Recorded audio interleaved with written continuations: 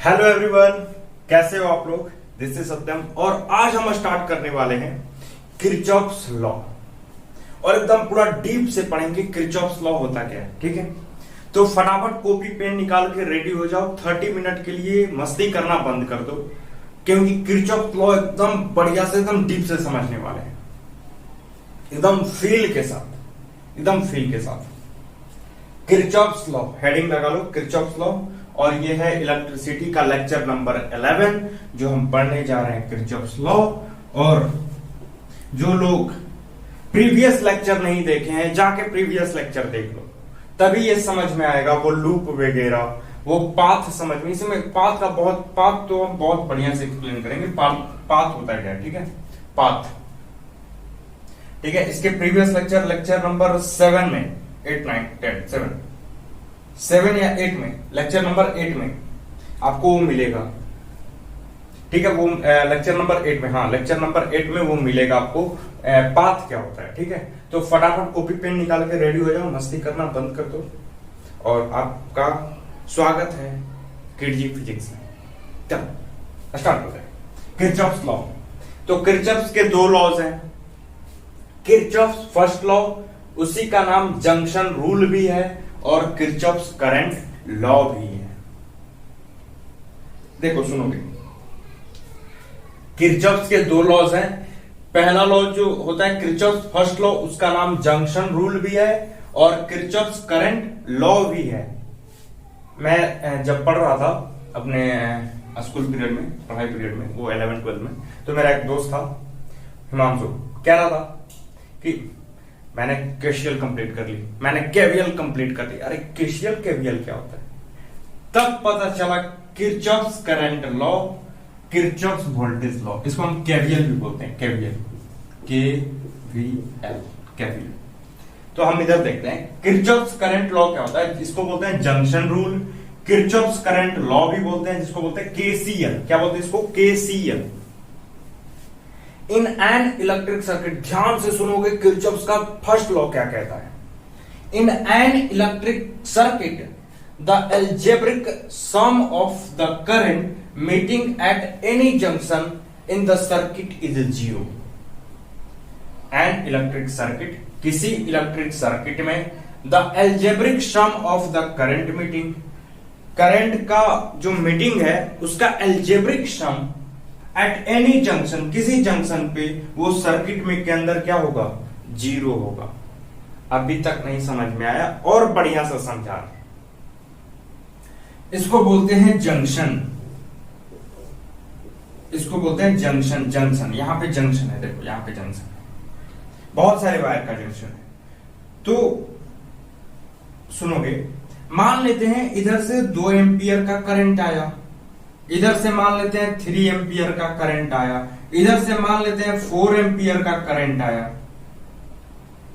इधर से मान लेते हैं कि 6 एम्पियर का करंट निकल रहा, इधर से 2 एम्पियर का करंट निकल रहा। अब देख लो, देखो इसको बोलते हैं जंक्शन। इसको क्या बोलते हैं? जंक्शन। जंक्शन के पास कितने करंट जा रहे हैं? 2 एम्पियर, 3 एम्पियर, 4 एम्पियर, 5 4 9, निकल कितने रहे? 6 एम्पियर, 2 एम्पियर, यानी 1 एम्पियर और निकलेगा, 1 एम्पियर और निकलेगा। सुनो, ध्यान से सुनो, ये बुक में आपको मिलेगा। In an electric circuit the algebraic sum of the current meeting at any junction, current meeting at any junction in the circuit is zero.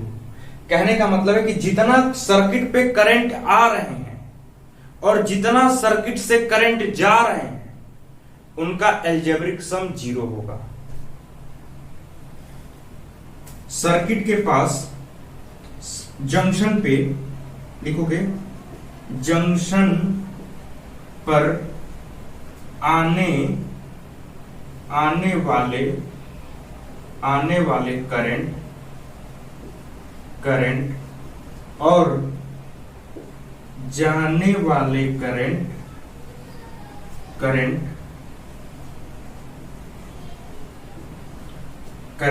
का एल्जेब्रिक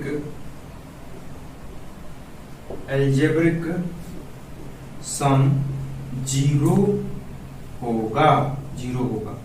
इसको लिख लो। किसी सर्किट में जंक्शन पर, किसी सर्किट में, किसी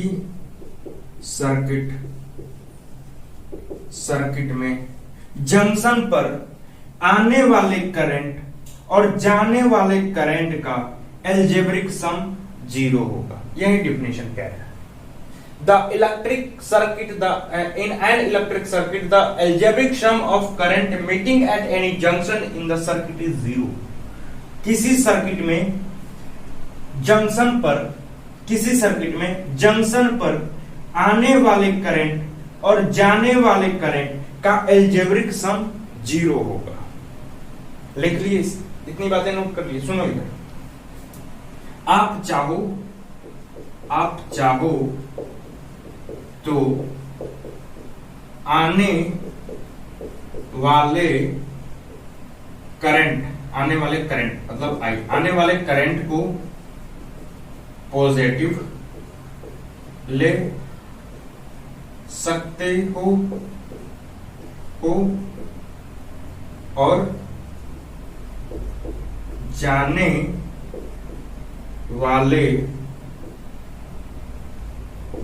वाले करंट को नेगेटिव ले सकते हो। सुनो, हमारी मर्जी, आने वाले करंट को हमने पॉजिटिव मान लिया। जंक्शन पे देखो ये जंक्शन है, जंक्शन पे आने वाले देखो कौन कौन जंक्शन पे आ रहा है, 3 एम्पियर, 2 एम्पियर, 4 एम्पियर। तो जंक्शन पे आने वाले करंट को हमने पॉजिटिव माना, या हो सकता है हमने निगेटिव माना, ये हमारी मर्जी। तो आने वाले को अगर पॉजिटिव मान रहे हो तो जाने वाले निगेटिव होंगे। जंक्शन पे अगर आने वाले करंट पॉजिटिव है तो जाने वाले करंट नेगेटिव होगा, और उसका एल्जेब्रिक करोगे जीरो होगा। मान लो मेरे घर पे 10 लोग आ रहे हैं, 10 लोग जा रहे हैं, आने वाले पॉजिटिव, जाने वाले निगेटिव, एल्जेब्रिक सम जीरो आया कि नहीं आया? तो इसको नोट करोगे, एकदम बढ़िया से समझाते हैं। एक चीज और लिख दो, चलो लिखो, इसको लिख लिए, बोलो 1 2 3 4 रब करने वाले हैं। चलो इसको रब याद रखो यार, एकदम Kirchhoff's current law, Kirchhoff's law बहुत एकदम बढ़िया से समझ में आया। इसको 2 लेक्चर में डिवाइड करेंगे हम, इसको 2 लेक्चर में, ठीक है? सुनोगे, द सम ऑफ करंट, इसका मतलब क्या है?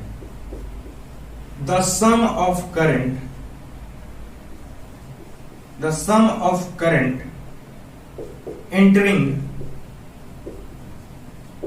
entering the sum of current entering the junction equal to the sum of current leaving the junction। सुनो, जितना करंट जंक्शन पे आएंगे उतना ही करंट जंक्शन से जाएंगे। जितना करंट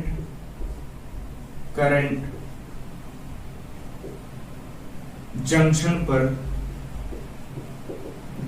पर आएंगे, क्या होंगे? आएंगे, उतना ही करंट आएंगे, उतना ही करंट इक्वल टू उतना ही करंट जंक्शन से जाएंगे।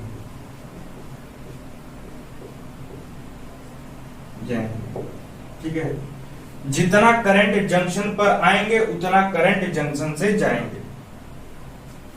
तो मान लो कि जितना करंट जंक्शन पे आ रहा है पॉजिटिव, मान लो पॉजिटिव, और उतना करंट जाने वाले निगेटिव।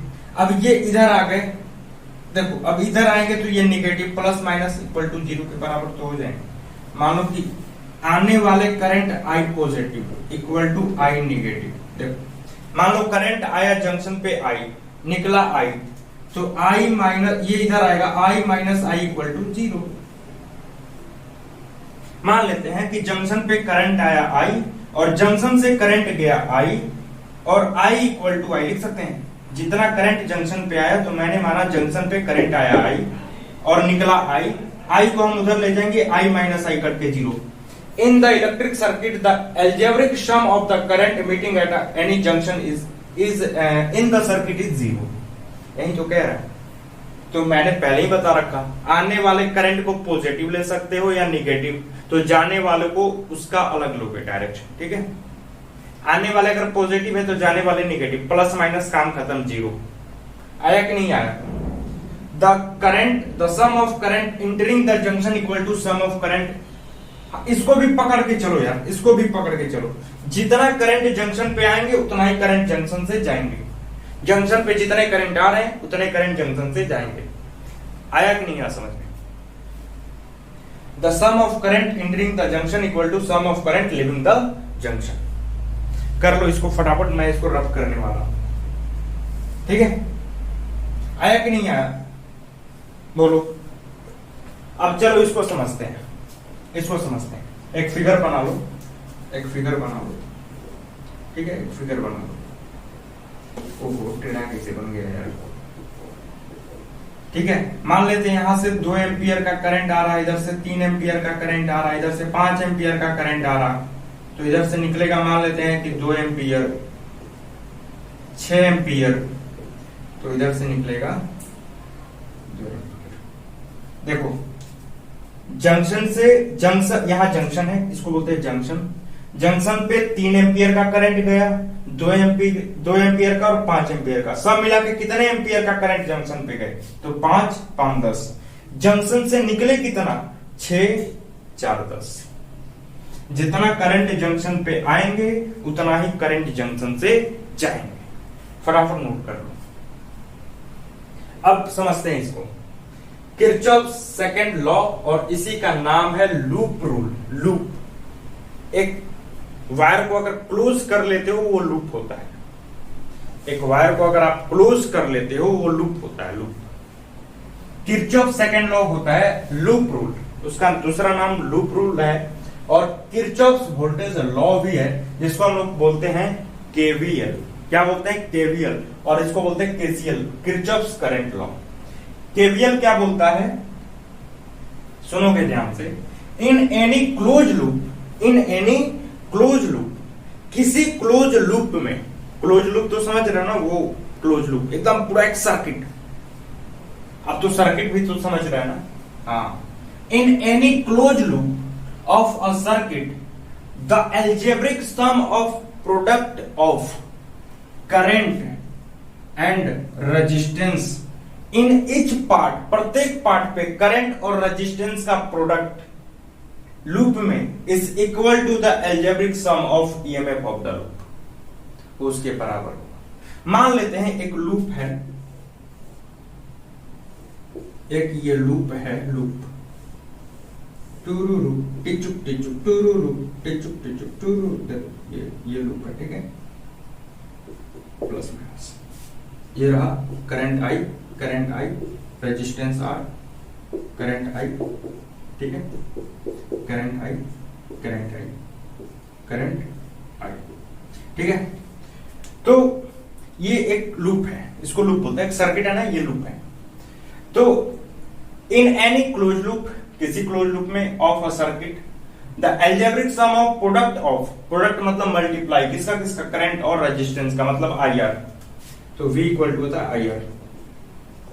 यहां पे भी आई आर होगा, यहां पे भी अरे भाई वायर की भी तो रेजिस्टेंस होगी ना, वायर की भी रेजिस्टेंस होगी आई आर, आई आर, ठीक है। इसकी भी तो रेजिस्टेंस होगी ना, हाँ आई आर, आई। कहने का मतलब है कि पूरे सर्किट का पोटेंशियल डिफरेंस, मतलब एवरेज, मतलब delta V of loop equal to 0। इस सर्किट का एवरेज वोल्टेज 0 होगा। इस सर्किट का एवरेज वोल्टेज 0 होगा। क्वेश्चन के अकॉर्डिंग कह रहा है कि हर जगह I R equal to EMF के बराबर। देख लो इसके अकॉर्डिंग कह रहा है ये इन any closed loop of a circuit the algebraic sum of the product of current and resistance in etch, resistance को आप आर ले सकते हो, बड़ा वाला रेजिस्टेंस, ठीक है, या छोटा वाला कुछ भी resistance in each part of the loop is equal to the algebraic sum of EMF is equal to the algebraic sum of the EMF in the loop। अच्छा ये बताओ, ये जो V है कि नहीं है, V इक्वल टू होता है IR, होता है कि नहीं होता है, यानी ये V और ये भी एक टाइप का V है, V माइनस V 0 हो गया कि नहीं हो गया, मतलब डेल्टा V की वैल्यू 0। सेकंड लॉ से ये पता चला कि डेल्टा V की जो वैल्यू है वो क्या होगी, 0 होगी। Average delta V average voltage of loop, average voltage of loop equal to 0। दिखाई दे रहा है कि नहीं दिखाई दे रहा, देख लेते हैं। हाँ दिखाई तो दे रहा, एकदम क्लियर है, ध्यान से देखोगे।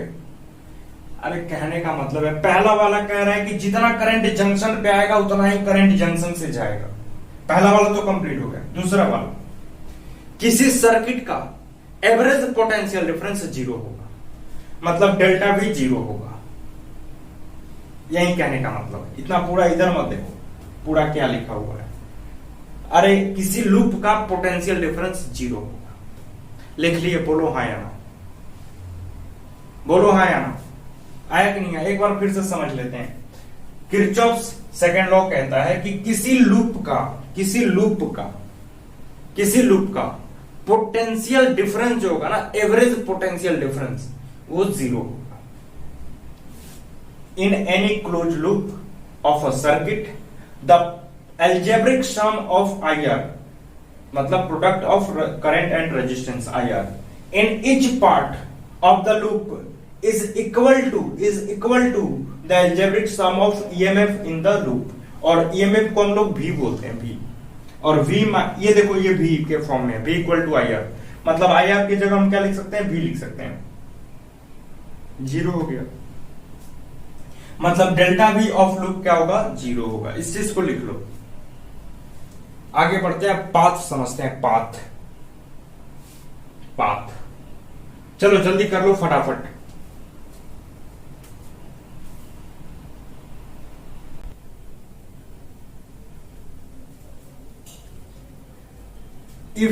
यदि I जो होगा निगेटिव होगा, अगर I की वैल्यू निगेटिव होगी, आर एज्यूम, तो आप एज्यूम ये नोट कर लो, कॉपी में नोट कर लो।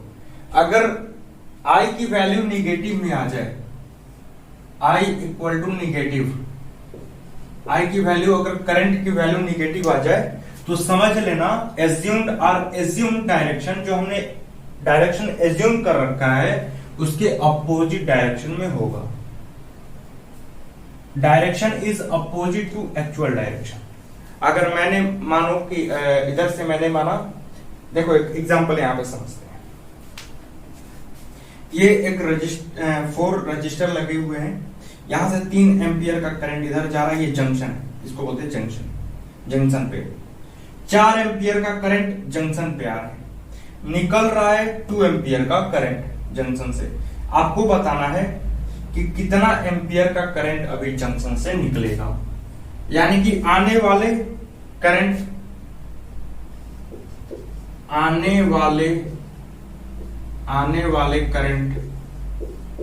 इक्वल टू जाने वाले करंट, आने वाले करंट इक्वल टू जाने वाले वाले करंट। ठीक है, तो आने वाले देख लो, आने वाले कितने आ रहे हैं, 3 + 4, जा कितने रहे हैं, मान लेते हैं आई जा रहा है, तो जाने वाले हो गए एक 2 हो गया और दूसरा हो गया आई, तो इसको लिख सकते हैं क्या, 7 2 + i, ये जाएगा इधर 7 - 2 = i मतलब आई की वैल्यू 5 एम्पियर, जाने वाले हो गए 5 एम्पियर, 5 एम्पियर, दैट्स ऑल। अगर मान लो यहां से निकल रहे हैं 9 एम्पियर, इधर से निकल रहे हैं, मान लो इधर से मान लो कि 9 एम्पियर निकल रहा है, और कह रहा है हमने कर रखा है क्वेश्चन में कि इधर से कितना निकलेगा, इधर मान लेते हैं इधर से कितना निकलेगा आई, इधर से कितना निकलेगा आई।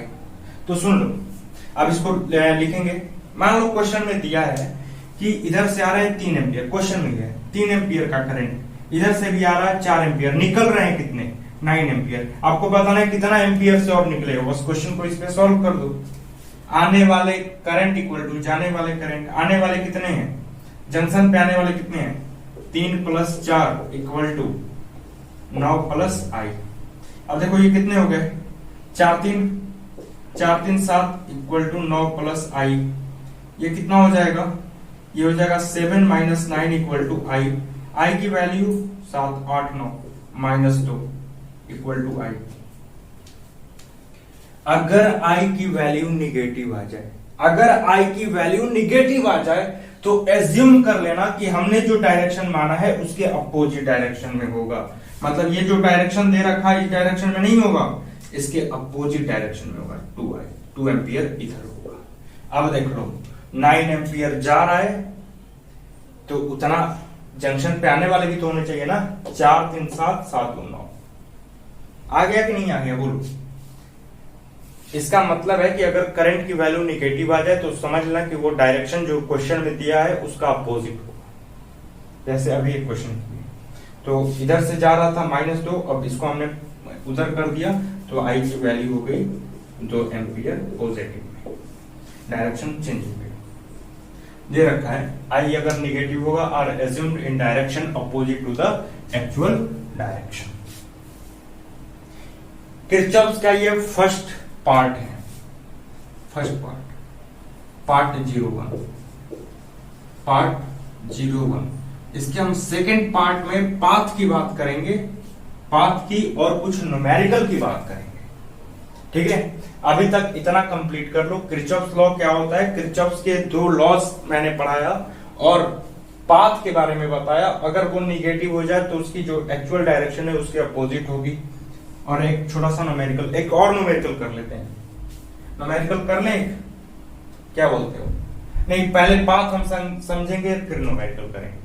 ठीक है, तो इसके सेकंड पार्ट में हम लोग पाथ की बात करेंगे, किरचॉफ्स के पाथ की बात करेंगे और उसके कुछ न्यूमेरिकल करेंगे। So everyone, tata bye bye, see you all of you. पढ़ते रहो, मुस्कुराते रहो।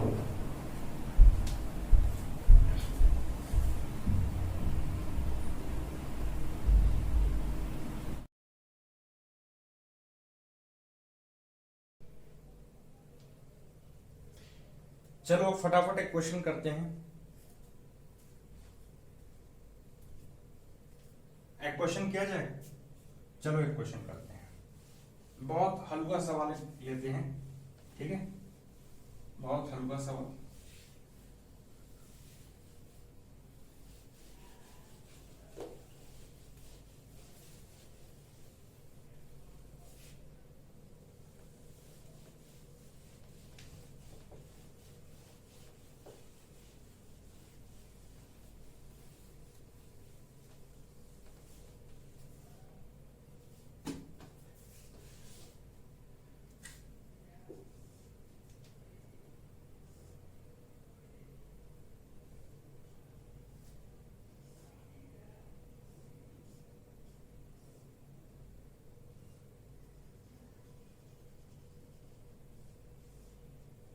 ये है रजिस्टर, मान लेते हैं 4 ओम का, और यहाँ पे 12 वोल्ट की बैटरी लगी हुई है और आपको बताना है करंट का वैल्यू क्या होगा। चलो फटाफट करो। 4 ओम की रजिस्टर लगी हुई है और 12 वोल्ट की बैटरी, आपको करंट बताना है। तो हाँ सर, हम बता देंगे। I equal to V equal to I R, V equal to I R, then I equal to V बट्टे आर। अब देखो V की वैल्यू 12, आर कितना है 4, आई की वैल्यू 3 एम्पियर। Good, 3 ampere. अब हम इसको करने जा रहे हैं किरचॉफ्स लॉ से फाइंड आउट। तो सबसे पहले किरचॉफ्स लॉ कहता है कि आप एक सेल लो, एक सेल से भी करंट ले सकते हो या अनेक सेल से भी। तो यहाँ पे एक सेल है तो हम एक ही सेल से करंट लेंगे। तो मान लेते हैं यहां से करंट आई निकला और यहां भी करंट आई, यहां भी करंट आई, यहां भी करंट आई पहुंचा, यहां भी करंट आई पहुंचा। हाँ, जिस सेल से जितनी करंट ले रहे हो उतनी करंट वापस उसको मुड़ के दे दो। जिस सेल से जितनी करंट ले रहे हो उसको वापस मुड़ के उतनी करंट दे दो। तो हमने दे दिया, आई लिया था, आई दे दिया। अब चलो एक पाथ चूज करो। तो हमने पाथ चूज कर रखा ये वाली, ठीक है, हमने पाथ चूज कर रखा। पाथ चूज हो गया। एक पाथ चूज करना है। अब देखो, तो आपकी मर्जी। मैंने क्लॉकवाइज ले लिया है। आप चाहते हो कि मैं एंटी क्लॉकवाइज लूं तो ले सकते हो, एंटी क्लॉकवाइज ले सकते हो। सुनोगे?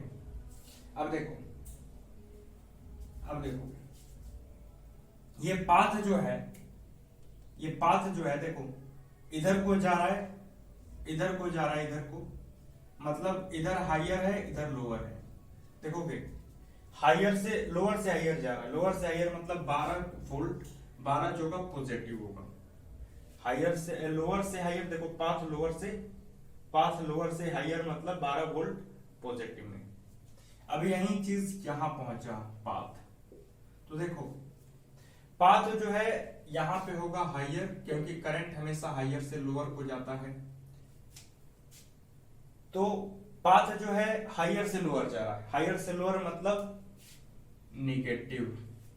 आई आर, आई की वैल्यू मालूम नहीं, आर की वैल्यू है 4i, हो जाएगा इक्वल टू 0 के बराबर।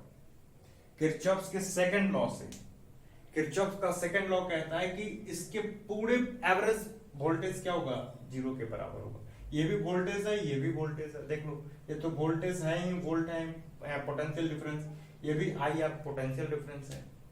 अब देखो ये जाएगा 12 इक्वल टू 4i, मतलब i इक्वल टू 12/4 कितना हो जाएगा 3 एम्पियर। इससे भी निकला। आप चाहते हो कि नहीं सर हम लेते हैं एंटी क्लॉकवाइज, तो ले सकते हो एंटी क्लॉकवाइज डायरेक्शन, कोई दिक्कत नहीं, ले लो एंटी क्लॉकवाइज, ठीक है, एंटी क्लॉकवाइज ले लो। हमने ले लिया एंटी, ये तो क्लॉकवाइज हो गया, anti clockwise, anti clockwise, anti clockwise, ठीक है। अब देखो एंटी क्लॉकवाइज में क्या हुआ। पहले पाथ पहुंचा यहां पे, देखो यहां पे पहुंचा, यहां पे पहुंचा, यहां पे। तो देखो लोअर से हायर जा रहा है, लोअर से हायर मतलब 4i की वैल्यू पॉजिटिव हो गई। देखो हाई लोअर से हायर 4i की वैल्यू, आई है और आर रेजिस्टेंस 4 है, ये पॉजिटिव में होगा। अब ये पाथ नीचे में वोल्टेज के पास पहुंचा, तो देखो हायर से लोअर मतलब नेगेटिव 12 इक्वल टू 0। अब ये उधर जाएगा 4i इक्वल टू 12, यानी i इक्वल टू 12/4 कितना हो जाएगा 3 एम्पियर। तो यहां से भी 3 एम्पियर होगा, वहां से भी 3 एम्पियर होगा, यहां से भी 3 एम्पियर होगा, वहां से भी 3 एम्पियर होगा। कर लोगे? बोलो हाँ या ना, कर लोगे? चलो अब पढ़ते हैं क्वेश्चन की ओर।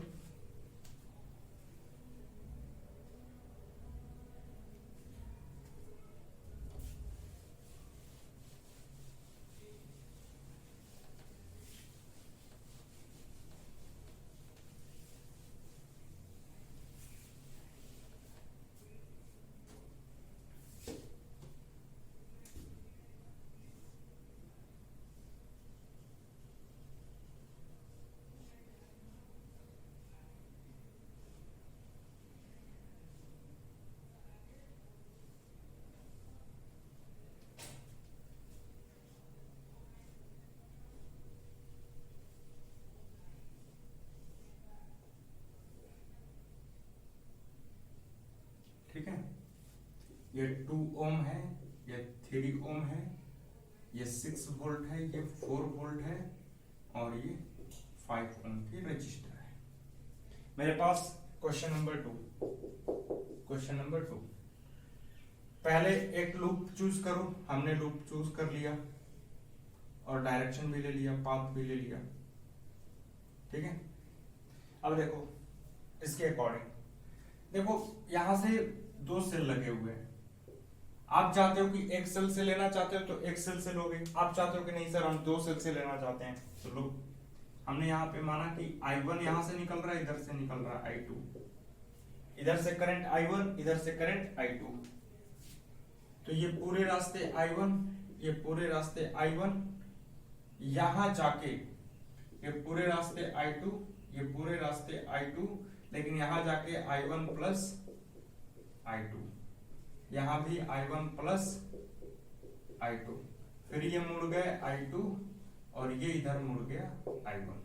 जितना जिस सेल से जितना करंट ले रहे हो उसको वापस मुड़ के उतना करंट दो। चलो इस लूप को समझते हैं।